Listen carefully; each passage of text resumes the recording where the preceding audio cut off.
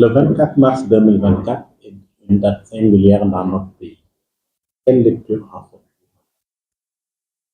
La singularité est tellement profonde parce que pour une fois, depuis qu'on s'est engagé dans la lutte, d'autres personnes qui se sont engagées autrement dans la lutte ont réussi à faire de leur engagement une accaparation du pouvoir. Et c'est par le pouvoir qu'on peut faire des changements. Donc le 24 mars, pour moi, le symbole que ça représente, c'est toute une vie, en fait, toute une vie où on a toujours voulu changer fondamentalement beaucoup de choses.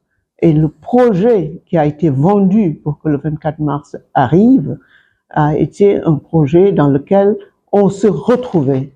On se retrouvait parce que, étant un projet de remise en cause de tout ce que nous remettions en cause en tant que lycéens, en tant que citoyens, dans plusieurs mouvements de gauche, parce que je n'ai jamais adhéré en ce moment-là, je n'ai jamais adhéré à un parti.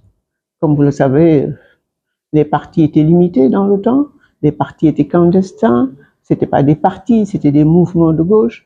Et donc, le 24 mars, pour moi, ça a été une consacration de l'ensemble des contestations que nous avons eu à faire.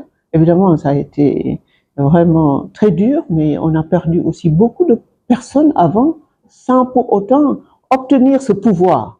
Un pouvoir qui peut être rassurant pour mener des changements. Donc, c'est le 24 mars, c'est la réussite de nos jeunes frères, de choses qu'on aurait voulu réussir dans le temps. Donc, c'est avec donc beaucoup de joie, beaucoup de respect, beaucoup de félicitations que nous avons perçu le 24 mars.